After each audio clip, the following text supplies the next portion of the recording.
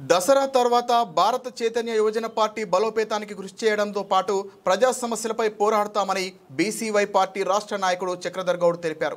సిద్దిపేట జిల్లా కేంద్రంలోని భారత చైతన్య యువజన పార్టీ కార్యాలయంలో చక్రధర్ గౌడ్ ఆధ్వర్యంలో సుమారు 100 మంది ఇతర పార్టీల నాయకులు బీసీవై పార్టీలో చేరారు. ఈ సందర్భంగా మాట్లాడుతూ ప్రభుత్వ వ్యతిరేక ఓటు బహుజన పార్టీలకే వస్తుందన్నారు. రాబోయే రోజుల్లో ప్రజా సమస్యలపై పోరాడతామని తెలిపారు.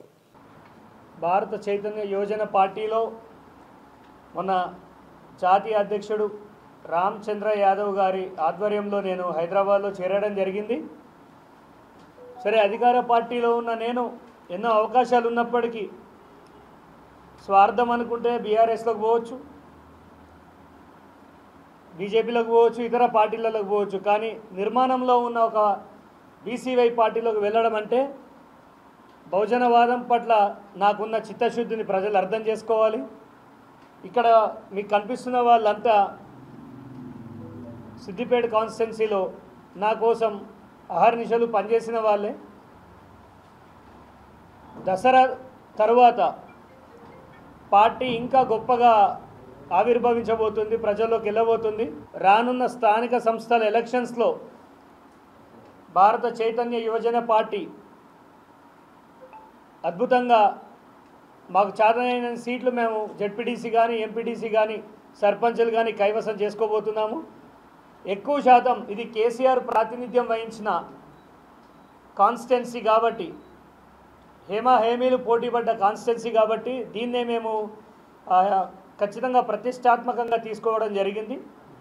ఇక్కడ గొప్పగా పనిచేసి రాష్ట్రానికి బహుజనవాదం ఎలా ఉందో, ఎంత బలంగా ఉందో ఈ చిన్నకోడూరు మండలం కానీ, నంగనూరు మండలం కానీ, నారాయణరావుపేట మండలం కానీ, సిద్దిపేట అర్బన్ రూరల్ నుంచే మేము చూపించబోతున్నాం. ప్రభుత్వ వ్యతిరేక ఓటు ఈసారి ఖచ్చితంగా బహుజనవాదులకే రావాలి, బహుజన పార్టీలకే రావాలి, బీసీవైకే రావాలి. ఎందుకంటే మీరు చూసినట్టయితే అధికార పార్టీ ఇవాళ రైతులను ఎంత ఇబ్బంది పెడుతుందో మనం చూస్తున్నాము. గత ప్రభుత్వం ఏం చేసిందో చూస్తున్నాము. వీళ్ళెవరికి చిత్తశుద్ధి లేదు. ప్రస్తుతం మన ఓట్లు, మన సీట్లు, మన హక్కు. బహుజనవాదులు ఖచ్చితంగా రాజ్యాధికారం చేపట్టాలంటే ఒక కమిట్మెంట్ ఉన్న పార్టీ కావాలి. అది బీసీవై పార్టీ. రామచంద్ర యాదవ్ గారు మా జాతీయ అధ్యక్షుడు నాకు ఇచ్చిన ఆదేశాల ప్రకారం ఖచ్చితంగా ఈసారి రాష్ట్ర వ్యాప్తంగా 10 నుంచి 15 సీట్లు ఖచ్చితంగా గెలుస్తామని నేను చెప్తున్నాను. ఇక మీదట ఈ జాయినింగ్స్ ఇంకా ప్రతి గ్రామంలో జరుగుతాయి. ప్రతి పార్టీలో తొక్కేయడం జరుగుతుంది, ఒక వర్గాన్ని లేకుండా చేయడం జరుగుతుంది. కానీ భారత చైతన్య యువజన పార్టీలో, బీసీవై పార్టీలో చక్రధర్ అనేవాడు కుల మతాలకు అతీతంగా డబ్బున్నా లేకున్నా అతనికి నిలబడే సత్తా, ప్రజల్లో ఆదరణ ఉంది, రైతుల పట్ల ఆలోచన ఉంది, సమాజం పట్ల స్పృహ ఉంది అనే వారి కోసం ఖచ్చితంగా ఈ చేతితోటే బీఫామ్లు ఇవ్వడం జరుగుతుంది. రాష్ట్ర వ్యాప్తంగా బహుజనవాదుల పేరు చెప్పుకొని బ్యాగులు నింపుకుంటున్న వాళ్ళందరికీ ఒకటే మాట చెప్తున్నాను, మీకు కాలం చెల్లిపోయింది.